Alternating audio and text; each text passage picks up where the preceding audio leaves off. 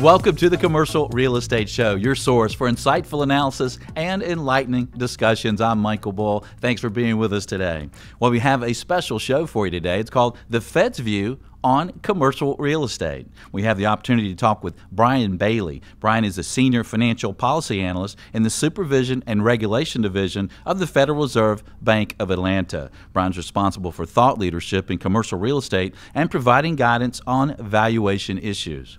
Brian has had an impressive career in the industry, including time with Ernst & Young, Flagler Development, and Tavistock Group. Brian has earned the CCIM designation and an MBA with concentrations in real estate and finance from the University of Florida. Brian Bailey, welcome back to the Commercial Real Estate Show. Michael, thank you for having me. It's great to be back. We appreciate you joining us here in Studio One in Atlanta. And first, if you get us started on what is the mission of the Fed in particular related to commercial real estate? So two primary aspects come to my mind. First is monetary policy.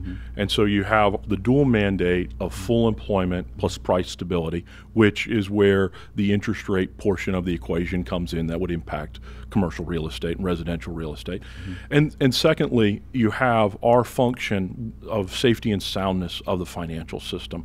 And so we're spending a significant amount of time, looking at and ensuring the safety and soundness of the financial system. That takes on the role of our bank examiners going into the banks, pulling a sample of residential and commercial loans, looking at the underwriting, looking at the current conditions that they're in, and trying to make sure that the safety and soundness of the financial system is ensured.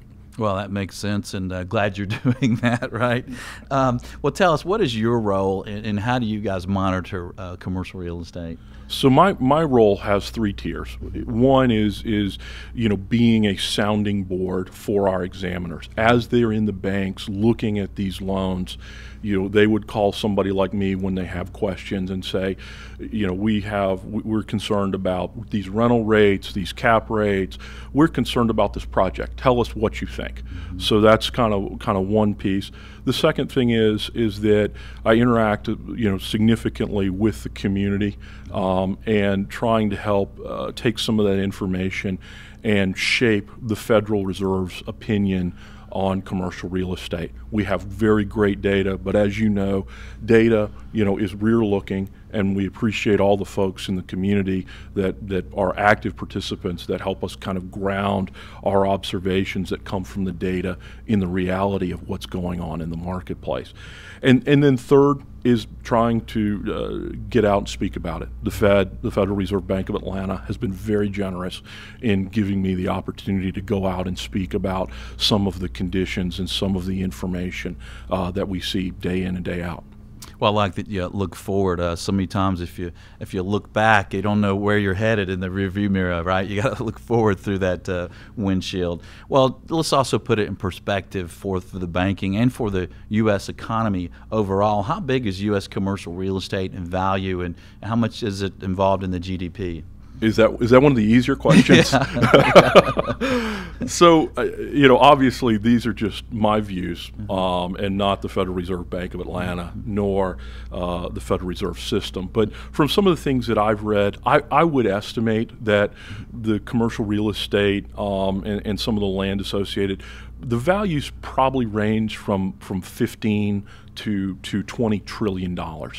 If you look at it as far as a percent of GDP, and I'm referring to construction that goes on in commercial and the construction that goes on associated with the residential piece, each of those areas encompasses about $400 billion last year in 2013. Residential was a little bit more than commercial, and so roughly it accounted for 7 to 8% of the nation's gross domestic product. And that's basically just looking, though, at the construction and the related salaries and things revolving construction, right? That doesn't include kind of the ongoing management of existing properties and that sort of thing, right? Well, it would include costs associated with demoing space and re-tenanting costs, and some of the project management costs associated with that. So it probably doesn't cover the ongoing management of the building. I'm not exactly sure. Yeah, well, it's a big business, and so tell us about the economy a little bit. What do you expect for job growth and how employment growth may impact commercial real estate moving forward? Well, certainly the picture has brightened significantly since I was here last year.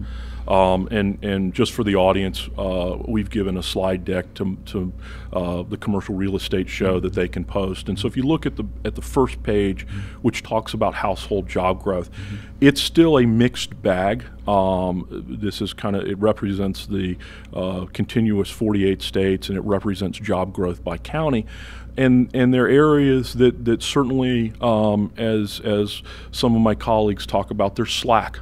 There's slack remains, which is certainly the truth. But we see a number of areas in light green, dark green, and blue, which represent areas that have seen significant job growth over the last year. And I'm glad to report that picture looks a whole lot better than when we got together 12 months ago. Yeah, that's great, and that's really helping the office market, and it's helping retail spending. It really makes the world go round, and a lot of that is construction jobs, isn't it?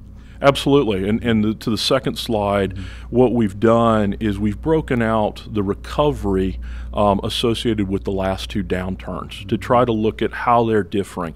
And so certainly one of the areas that's a significant difference is the number of jobs created in government and the number of jobs created in manufacturing. You can see that if you look at the slide on page number 2, the government has shed about 600,000 jobs in the 4+ years that we've been watching this since the downturn in 2008, 2009, and early 2010. Whereas coming out of the downturn in 2002 and 2003, the government added roughly 870,000 jobs. Manufacturing, it's night and day. We've added roughly 600 or so thousand jobs this time.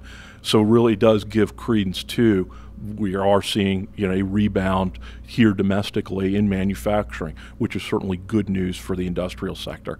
Construction-wise, the numbers are not as robust this time around versus last time, but the very positive news is that in just the last few months, we've begun to see the construction jobs that were added become become a very hot sector. As a matter of fact, if you look at it on a percentage gain basis, construction is adding the most jobs of any sector that we've got here currently. And that's good news, right? I mean, it's usually residential construction and housing that kind of gets us out of these recessions, right? Absolutely, but I think a lot of it has been, driven by multifamily right now. I mean, if you look, I look at my experience and really coming out of the downturns, it's residential construction, it's also office construction, and this time it's really been led by multifamily. I think some of that was, the foreclosure issues, lack of available credit to buy new homes, but certainly we're on a little bit different footing now compared to some of the rebounds in the past. Okay, and while we're talking about the economy, let's stay on it. What do you expect for GDP and imports and exports and the impact there on commercial real estate? Another easy one. Another easy one. I love it. Thank you very much. I think instead of talking about specific numbers, I think that we have to look at kind of the whole picture, and certainly one of the major factors in GDP is exports and imports. And so, we have to look overseas. And so if you look at our trading partners in Europe right now, a significant number of them are, encountering heightened geopolitical issues. Certainly they were in a recession last year. Some of the after effects continue to linger, and so certainly some struggles from an export perspective to Europe. If you look south to Latin and South America, certainly those economies have done well, but you're beginning to see some of them ratchet back their expectations for gross domestic product this year, and so some uncertainty there. And then if you look to our partners such as Japan and China and some of the Asian countries, they've done very well. Japan had a significant contraction this last time, I think, due to some of the legislation, some of the tax legislation there. So my hope is that it's a little bit of an anomaly. But I think that if you look at internationally as a whole, you're seeing the signs that growth is not as robust. But domestically, the U.S. GDP is on a very on a positive trajectory, and my expectation is that we'll continue to see that for some time. Okay, well, excellent. Well, stay tuned. We're going to take a short break. We'll have more with Brian Bailey with the Fed on the Commercial Real Estate View. I'm Michael Bull. This is the Commercial Real Estate Show. We'll be right back. The Commercial Real Estate Show is brought to you in part by your friends at Bull Realty. When your business requires proven performance, visit bullrealty.com or call 800-408-BULL.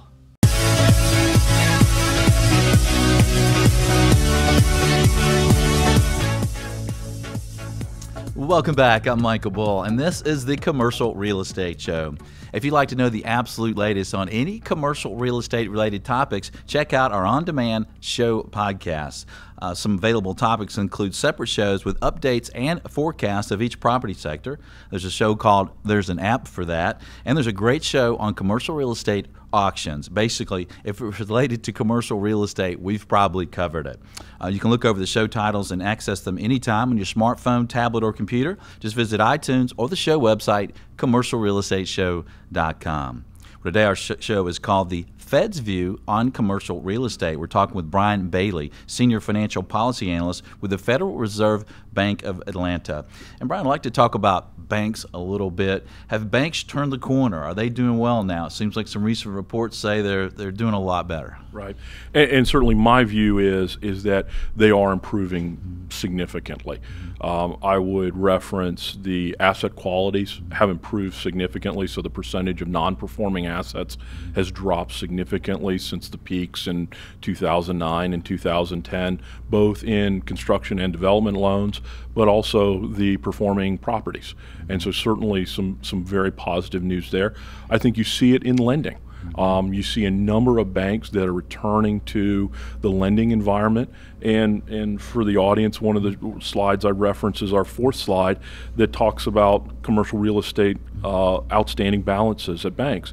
And you can see on the slide that in the last 7 years, the balances have hit all-time highs this last quarter in multifamily and in other CRE, which is our jargon for leased property. And so certainly some very positive trajectory there. The other thing is that in blue are the C&D loans, the construction development loans, which we all know had significant issues and significant losses associated with them during the downturn. And you're beginning to see that trend beginning to turn upwards as well. And so I think that we are seeing the banks getting back into it. So some good news. Yeah, and that really helps commercial real estate and everyone involved with it. And also our tenants are getting loans again, right? The business loans have picked up a lot as well, right? C&I lending, commercial and industrial lending is doing very well, yes. Okay. And are there Fed recommendations to banks on the percentage of commercial real estate loans and C&D loans that they should have in their portfolio? Well, they're guidelines, and really the guidelines are meant to set some expectations, and so we want to see, as you begin to approach those guidelines and even exceed them, it's the bank's choice. Obviously, their shareholders drive their risk return profile, but as they approach those guidelines, certainly we begin to increase the rigors of our bank exams, and our expectation is that the banks are going to do more rigorous underwriting and review of their portfolios and their procedures. One of the good things that's come out of Dodd-Frank is we're seeing the banks that are involved in the stress test. They are looking at their portfolios in much greater detail and doing a much better job compared to several years ago in understanding the potential losses associated with commercial real estate loans. So certainly some good news there. And you talked about their underwriting there. What do you see there on the bank's underwriting of loans today? I think, one of the slides that we've got, if you look at slide 5, shows this is done by the Federal Reserve. It's a survey of senior loan officers at a bank, and we've given you roughly the last year's worth of data, and it shows that the number of banks that are loosening their underwriting standards and making credit available is increasing. And has increased over the last several quarters. So certainly some very good news. Even in the areas of C&D loans, construction development loans, banks we're seeing a bigger appetite for those loans. Non-farmly, non-res, which is our fancy term for talking about commercial real estate and operating building. We see, the appetites continue to increase there. And multifamily certainly has been on a significant run. Now, in this last quarter, we see that the number of banks actually slightly tightened their requirements for multifamily. And so I think based on just my view, but based on that fact and several others, I think you begin to see that the picture that multifamily may be entering a mature cycle. Again, that's kind of a national perspective. As you know, performance is very sub-market, property type specific. Yeah, that's true. And one of the things that we saw doing a lot of foreclosure REO sales for lenders around the country was a lot of issues with participation loans, where banks pooled their money together and went into larger loans, and sometimes these loans were not in their market area. Are you seeing a little less of that this time, and as the Fed look into the banks and saying, hey, you might want to stay closer to your backyard? Well, I think there is a reference. I would reference a study done by the St. Louis Fed that looked at top performing banks during the downturn. They made sure that the banks had been in business for a number of years. They were involved in commercial real estate. And really one of the things that came out of it was that they knew their market very well and that they showed discipline to walk away from some deals that they felt were risky. And so I think that it heightens the importance for banks to know what's going on in the marketplace, not only with the specific property that's under underwriting, but you also have to know what's going on with the competitors around it, because we have seen some trends recently, where there's been cannibalization of tenants as new projects have come online. And so certainly that puts stress on that specific property if you're a lender there. Yeah. What can you tell us about the latest on Fannie and Freddie, Brian? Another very easy question. Thank you, Michael. I'm going to skip commenting on the subjects with L words. So I'm going to skip the lawsuits, the legal proceedings, as well as the legislation. And what I'd really like to focus on is, the role that Fannie and Freddie play. I mean, residential real estate is very important residential and commercial real estate, which they're involved in, is very important to the U.S. economy. As we talked about, roughly 8% or so of GDP last year. And so certainly there is a role for a vehicle like Fannie and Freddie. There is a need for it. And so, that's my only concern with what's going on is how that plays out. Okay. How about your comments on CMBS? Where are we there? Are you going to see more CMBS loans, and how is that affecting banks? CMBS, is very interesting right now. It's a very interesting environment. There are a number of market participants right now. In some circles, there's an argument that there may be too many originators, and so certainly when you begin to see some of that dynamic, it becomes a little concerning just because of the heightened competition. The slide we have posted is on slide number 6. And what this shows is the loan structures associated with CMBS. And so you have fully amortizing, balloon, interest only, or partial interest only. And you can see that since 2011, we've basically CMBS has doubled the amount of structures associated with interest only, partial interest only. So we are beginning to see more risk associated with some of those loans. Okay, stay with us. We'll take a short break. We'll have more with Brian Bailey. I'm Michael Bull. This is the Commercial Real Estate Show. We'll be right back. The Commercial Real Estate Show is brought to you in part by France Media. France Media provides exposure to the world of commercial real estate. Visit francemediainc.com or call 404-832-8262.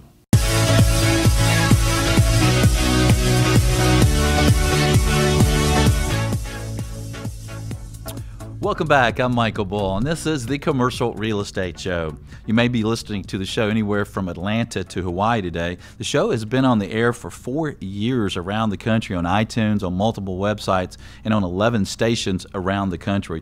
We'd like to welcome our listeners in Orlando, Florida on WRSO. It's 810 AM and 93.1 FM on every Saturday morning at 9 a.m. Well, today our show is called The Fed's View on Commercial Real Estate. We have Brian Bailey here with the Federal Reserve Bank of Atlanta here with us in Studio One. And Brian, before the break, you mentioned a little bit of risk possibly with the CMBS loans. Tell us more about that. Right. Well, in addition to the increased amount of interest only, which is one piece of a loan, we see some degradation in the credit underwriting standards. So, whether they're loosening their view on cap rates, et cetera, we see some of that. But again, those are just a piece of the loan. Certainly you have to have macro factors, and certainly we're seeing, improving job employment picture. So that certainly makes, helps out a loan. Market fundamentals, we've not seen a lot of new construction other than apartments, and so certainly that helps a current owner. And then the borrower is finally in their wherewithal, and so really, you've kind of got those three pieces that make up a successful loan. So we're seeing, some more risk beginning to enter the picture, but we're in a little bit different day in that we have, the tailwinds of an improving economy, the tailwind of not a lot of new construction that has come online recently, and certainly, the borrowers have been careful in the recent years as far as, their financial situation. So certainly we're in a little bit different environment than we were, say, 4 or 5 years ago. Yeah, that's a good point. I think the outlook for commercial real estate is strong. You have retailers starting to expand more. In the office market, yeah, like you said, there's been no new construction.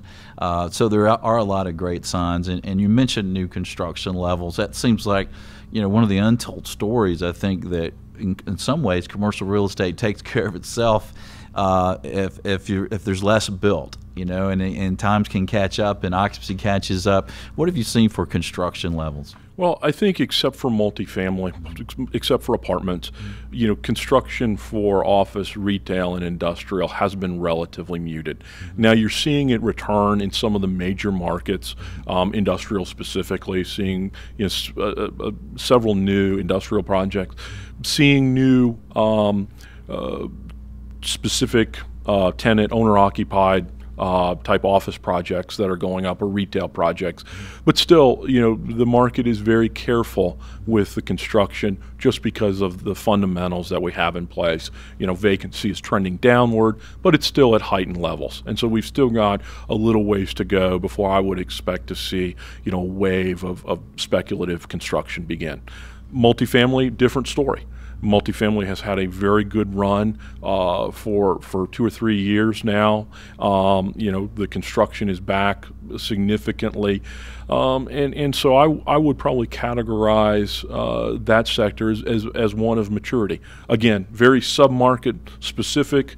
There are places such as Florida, Atlanta, Phoenix, that really have lagged the rebound in multifamily and are now catching up significantly. But some of the markets such as Austin and Washington, D.C. and Boston and New York City are more mature. And so you're not seeing the rapid amount of growth there. Yeah, and it seems like I know you did the slide earlier and talked about underwriting kind of slipping a little bit and allowing more of these loans to go through. But when I talk to the developers on our show and in our business, it seems like, yeah, they tell us the underwriting is not weak at all, and that it's very tough to get a new construction loan. But at the same time, they'll tell us, look, we're probably tougher than the banks. I mean, really want a lot of pre-leasing. We want to make sure the market is really ready. Like you said, they're more careful, and a lot of that is like you said, the economy. Is what's going to happen in the economy. So, what do you expect in the next few years, and how might the changing economy impact commercial real estate? Great question. And one with many variables attached, and I'll talk to a few of them. But I think, my expectation is that, we're on a positive trajectory, and that we continue. I cannot see anything that would derail us from that positive trajectory at this moment. I think that there will be some bumps. I mean, certainly we see some of the uncertainty associated with some of the geopolitical and economic issues that are alive in the world today, and so certainly I think the trajectory is positive. Question is trade. We've talked a little bit about that. Office using employment is up, but we're changing our use preferences, and we're putting more people in, in the same or smaller square footage. So certainly that's coming. Retailers, we see more sales going online, and certainly that's put some pressure and continues to be an area of pressure for retailers. And then finally, as we talked about multifamily, I think it's in a mature stage. Supply and demand seem to be in relative equilibrium. Question is, do we get far from that? Yeah. All right, stay tuned. We'll be right back with more from Brian Bailey. I'm Michael Bull. This is the Commercial Real Estate Show. The Commercial Real Estate Show is brought to you in part by Florida International University. With FIU's Fast Track system, you can earn your master's in real estate in just 10 months without interrupting your career. Visit FIUonline.com to learn more. That's FIUonline.com.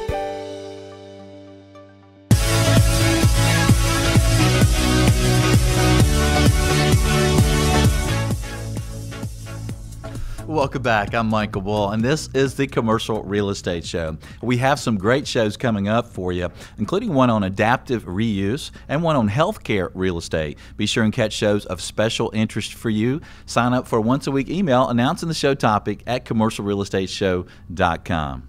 Well, today our show is called The Fed's View on Commercial Real Estate. We have Brian Bailey here with us from the Federal Bank of Atlanta, Federal Reserve Bank of Atlanta, and now I have the ultimate question for you, Brian.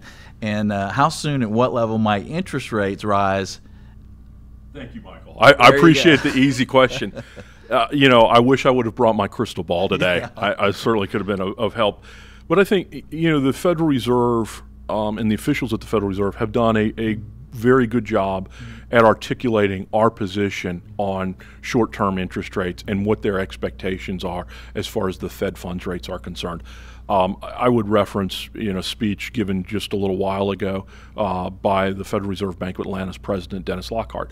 And his expectations are that he's looking, in his opinion, he believes that liftoff, or Federal Reserve parlance for the Federal Reserve Fed fund rates moving up, probably occurs sometime in mid-2015. But obviously it's a fluid situation based on how the economy is doing.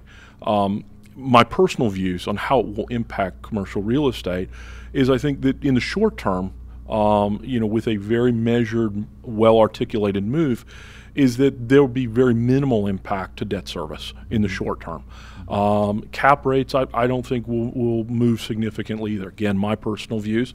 Longer term, we may see a little bit of movement, but as we've talked about in one of the slides on slide 7, we've seen spreads, the difference between the 10-year Treasury and cap rates, they've widened out and are pretty much, very close, if not at all-time highs, over the last 12 years of data that we've presented here. And so my expectation is, as you begin to see, some movement in interest rates, that that the spread, that there'll be some upward movement in cap rates, but you'll see some of those spreads narrow. And so I don't think that the impact will be significant. Okay, and you talked about the takeoff. Liftoff. Liftoff, right, the liftoff. So is that a rocket ship or a hot air balloon? How It's a good question, and I've left my crystal ball at home, so I unfortunately can't or do a very good job at answering that question. Okay. Well, how is tapering of quantitative easing impacting the economy and interest rates? What's going on there? Well, certainly I think quantitative easing has done a very good job at accomplishing the mission that the Federal Reserve intended it to do. And so certainly you've begun to see, as that mission has the necessity has waned, as the economy has improved significantly, you've seen us continue to taper. And certainly really has not had a significant impact on the long-term interest rates. I think part of that is that we've benefited. The United States, as everyone knows, is a haven for capital, flight to quality, and we've seen some of these geopolitical issues in Europe and the Middle East that have moved more dollars here, moved more dollars into real estate, and really put some downward pressure on some of those rates. Okay, we'll have another easy question for you. How is Obamacare impacting job growth? Another very easy question, and let me speak anecdotally. Yeah. I mean, so we've talked to a number of employers, and they've talked about how the costs have increased, and what that's done is it's increased the expense for a hiring decision that is not a good fit. And so what they're doing is it's caused employers to further scrutinize the hiring process. And as you know, they're hiring. We've added 200,000 jobs on average for the last 12 months. So employers are hiring, but they're taking longer to do it. And so I think that's really been, in my personal view, the impact for Obamacare, for the Affordable Care Act, on the marketplace. Yeah, I think there would be more employment and a higher increase in employment if there was less regulation, less costs that were mandated by Obamacare. But we're talk radio, so right, that's usually what we think, I guess. What about increase in minimum wage? How might that impact the economy and real estate? Right, and really, I don't comment on pending legislation, but I'll talk about some of the potential impacts on commercial real estate. I mean, if you look at it, most of the trade workers that I know, their wages are in excess of $15. So I don't expect a significant impact on the price of construction as far as the labor component is concerned. Where I do think it would have an impact is on the operations piece. And so what I think will end up happening is, it'll force technological innovation. It'll increase productivity, which may in some cases lead to some displacement in the workforce. But as we know, with that comes opportunity for retraining into other jobs that are in need. And so I think that, in my mind, is some of the dynamics that you may see as the minimum wage potentially increases.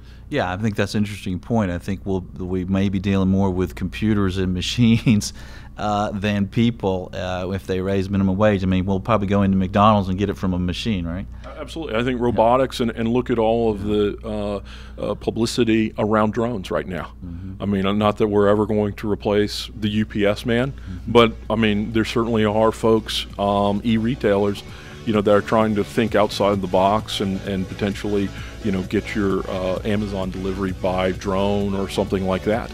Yeah, well, I don't think they should mandate and increase the minimum wage, but that's my opinion. And I'll be right back with Brian Bailey. I'm Michael Bull. This is the Commercial Real Estate Show. We'll be right back. The Commercial Real Estate Show is brought to you in part by your friends at Bull Realty. When your business requires proven performance, visit bullrealty.com or call 800-408-BULL.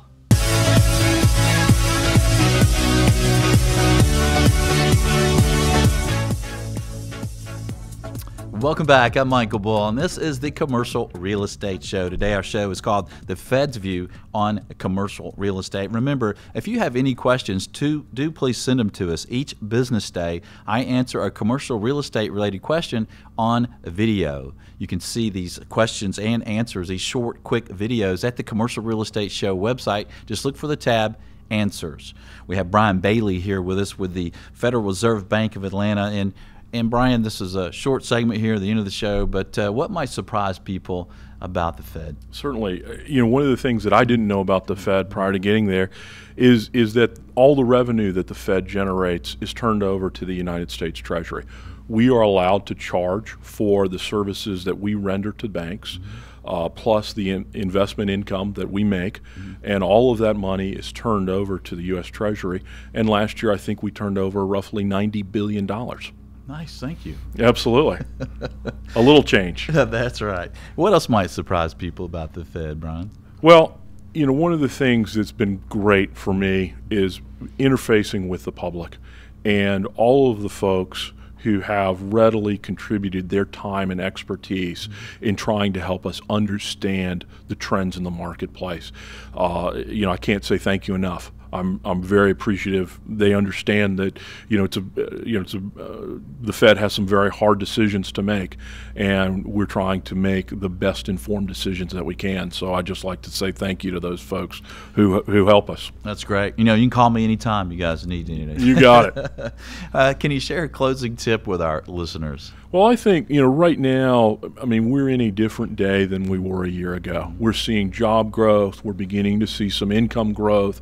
So certainly some positive news there. And there are, commercial real estate financing opportunities that are beginning to show as the economy improves.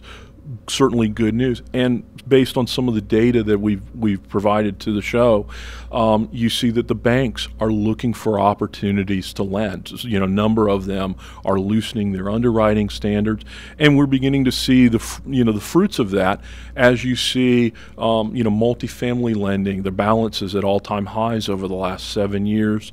The same thing with leased real estate, other CRE, and so you're certainly seeing the banks beginning to get back into it.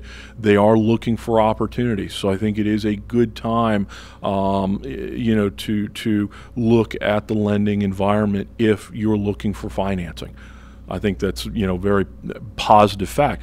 I think it has to be done though. You have to right size it. You have to understand that we're probably going into a rising interest rate environment, and that it could impact the financial performance sometime down the road as potentially you need to refinance it. And I've talked to a number of folks who are borrowing money, and that's one of their strategies.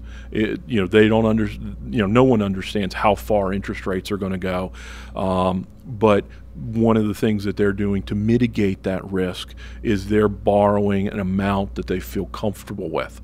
And so I think that is a very positive takeaway from some of the downturn that we saw, is that people are watching the amount of risk that they're taking on. Yeah, well, I think that's a good point. The right amount of loan isn't the most you can possibly get in a lot of cases. And we saw the impact of that, for several years. And you mentioned that your firm has been, selling some of the REO assets, and that's certainly, nowhere, not a place where we want to go. Certainly from the Fed's perspective, as far as the safety and soundness of the financial system. You have a lot of folks that are working very hard within the system to ensure that we don't get there again. At the same time, we all understand that there's cyclicality that takes place in the marketplace. Brian, thanks for joining us today. Thank you, Michael. I appreciate the opportunity. We appreciate it. And if you help, please join us next week. We'll have a show on the benefits of the top real estate programs at the top colleges. And so thanks for joining us today. I'm Michael Bull. Until next week, be sure that you always lead, learn, and laugh, and join us for the Commercial Real Estate Show. The Commercial Real Estate Show is brought to you by Florida International University and Bull Realty Commercial Brokerage, a great place to do business. For more information on these companies or to access additional podcasts, videos, or blogs, visit commercialrealestateshow.com.